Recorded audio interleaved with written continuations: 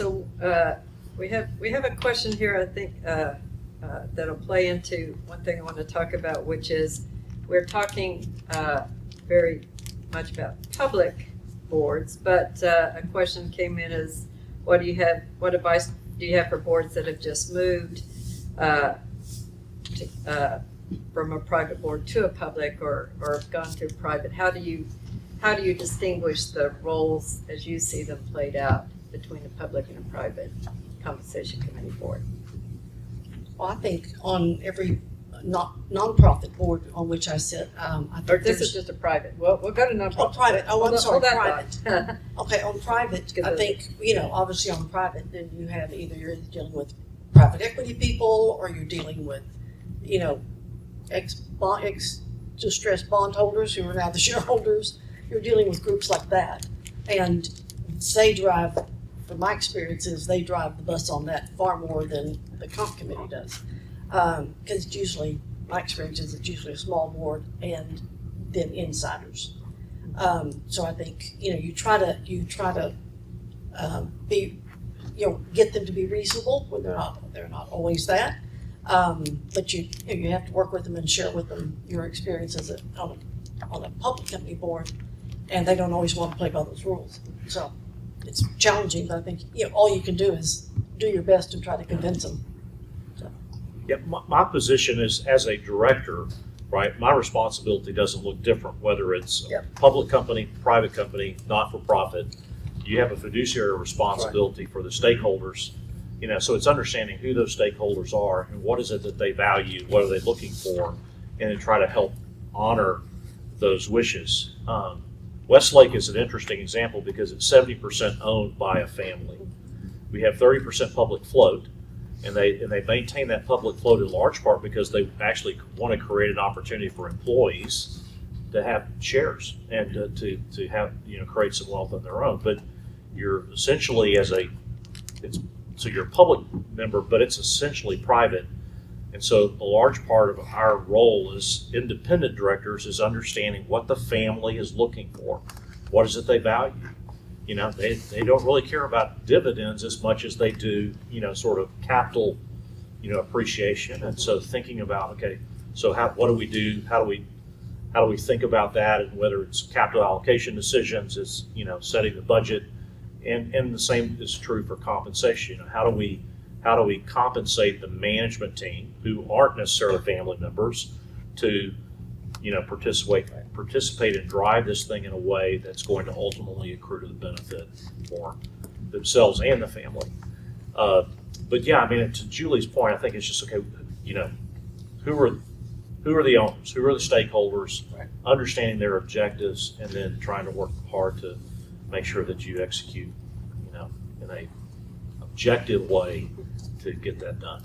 And then to the nonprofit aspect of this, Julie, many of us in this room serve on or have served on nonprofit boards, and with all a varying degree of, I think, governance professionalism, or even whether there's a compensation committee. What do you think is most often missing with a nonprofit board in applying more rigorous governance principles of compensation? Yeah, I think so often they're working off of, one thing that I have seen on some nonprofit boards is they're working off of okay, well, that person made $100,000 last year, so they need to make 110 because we're going to give them 10. But it's not a lot of research, there's not a lot of data that they're having to build on, and there is that data out there.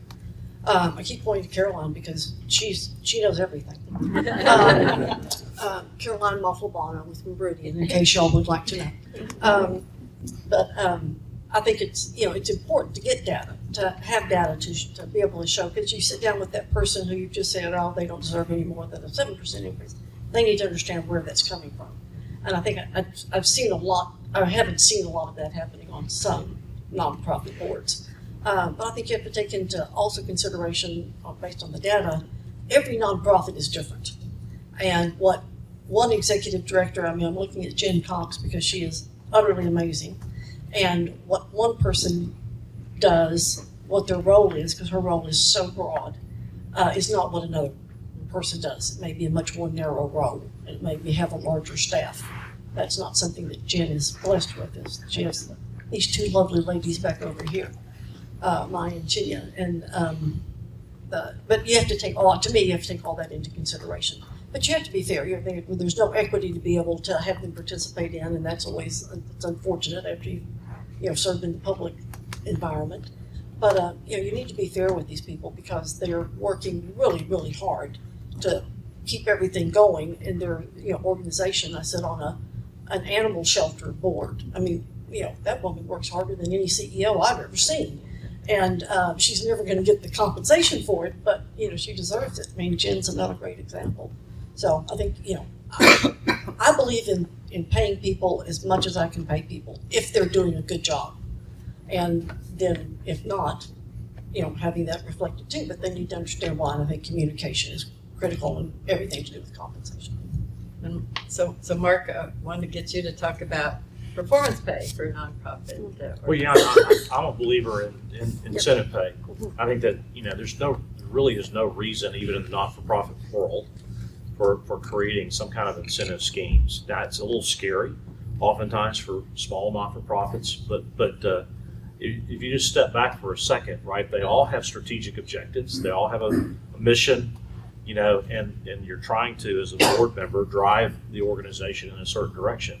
So creating some type of incentive goals, or even taking some portion of salary and comp and make it sort of at risk, I think is actually beneficial. And sort of look at whether it's financial objectives or strategic objectives, and creating some measurable metrics that you can sort of drive to, and then incent around that. I guess my experience has been it actually creates a huge amount of alignment, and they always tend to find some additional horsepower. It's amazing how incentive comp can actually drive behaviors, and so I think we put that in a lot of the not-for-profits that I've worked with, and it's worked extremely well. I do agree with Julie. Not-for-profits often struggle with kind of understanding fiduciary responsibility and what you're trying to do, but making sure the compensation scheme makes sense relative to peers. You're making decisions that are in line with what's others are being paid, making sure that your incentives are aligned with budgets, and you're rewarding good behavior, and then oftentimes even below the waterline, below the executives, making sure that everybody's being paid well. Exactly. Oftentimes you say the executives are all doing great, but then you find out that 70% of the staff are below the poverty level. That's never good, right? Making sure that everybody's being compensated well is important. So director pay is sometimes, but not always, but sometimes within the scope of the compensation committee charter. David, do you see much movement in the levels of director pay? Director pay's been on a kind of a steady, low single-digit increase year over year for the last several years. Darn. And you can never put a price on a good director. Well done, David. End up doing that every year with our benchmarking studies.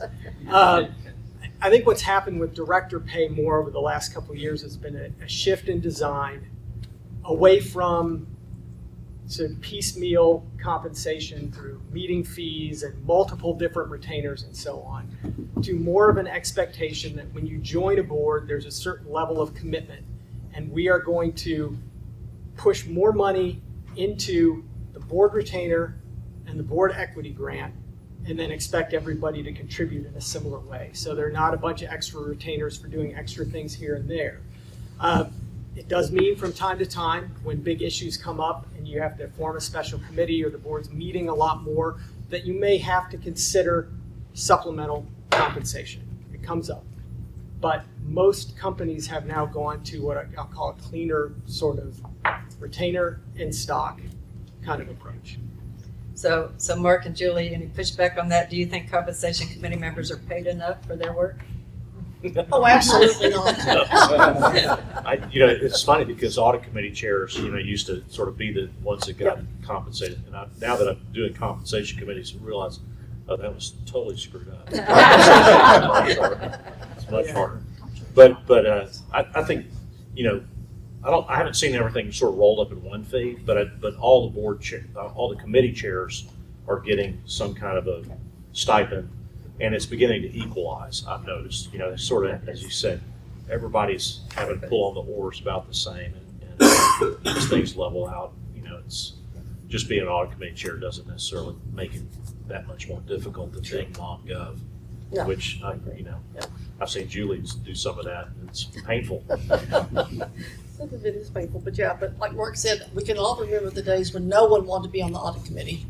And now, no one wants to be on the comp committee. That's right.